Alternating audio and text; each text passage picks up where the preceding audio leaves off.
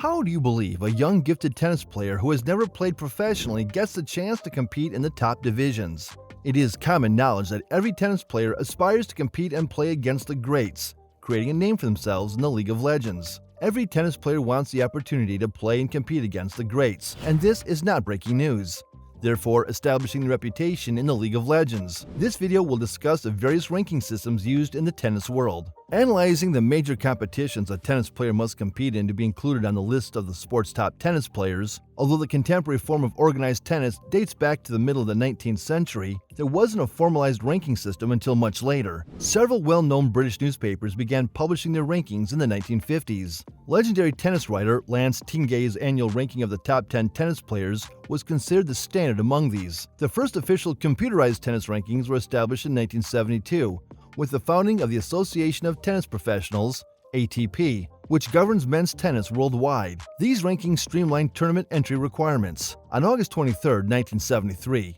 the first ever men's singles rankings were released. Ilie Nastase of Romania was the inaugural ATP men's singles world number 1. To participate in these events, players must be ranked between 1 and 250 in the world, with 128 players in both the main draw and qualifying draw. Players who withdraw from other rounds receive particular points assigned to those rounds, while the tournament champion receives a whopping 2,000 ranking points. Players that compete in the qualifying round have the opportunity to win up to 20,000 in additional ranking points, which can help them financially. Wow!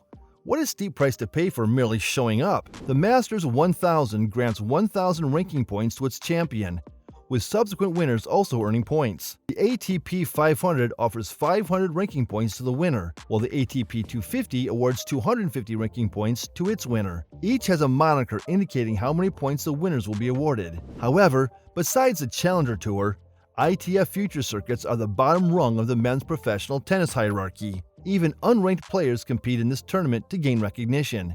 However, just like the ATP is for men, the WTA is an organization for professional tennis players. The WTA holds competitions akin to those of the ATP. Women also play in Grand Slams, and the champion receives 2,000 ranking points overall. The WTA 1000, WTA 500, and WTA 250 are additional competitions. Like the men's ATP, each event has a unique point system, with their names indicating the number of points they offer. You must have thought that. Well, you're mistaken. These figures do not always represent the total number of points that players have accrued, unlike in the ATP. Then how does it work? For instance, there are 9 tournaments in the WTA 1000, only 4 of which must be entered. Here, the winners of a non-required event receive 900 ranking points, while the WTA 1000 mandatory event winners receive 1,000 ranking points. The winner of the WTA 500 receives 470 ranking points, while the winner of the WTA 250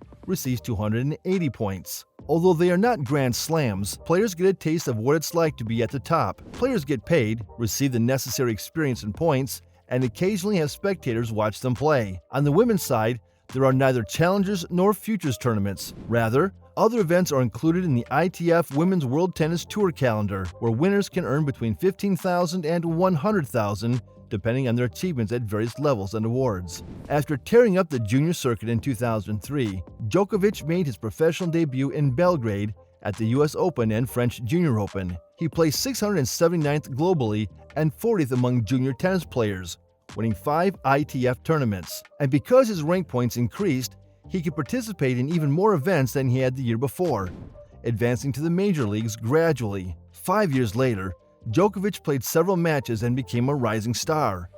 By this time, he'd advanced from competing in junior tournaments to playing right away in the ATPs, the ultimate goal of every tennis player. He participated in additional tournaments and the prizes improved. Djokovic was rated 3rd in the world when competing in major tournaments as of 2008. In the Australian Open, Djokovic advanced to the Grand Slam finals without dropping a set, defeating 2-time defending champion Roger Federer in the semifinals. To everyone's surprise, Carlos Alcaraz and Marketa Vondrasova emerged as the victors in the 2023 men's and women's singles, respectively. What do you think about these rules? Leave your answers in the comments section below, and don't forget to like this video and subscribe to our channel if you haven't already. We'll see you guys soon.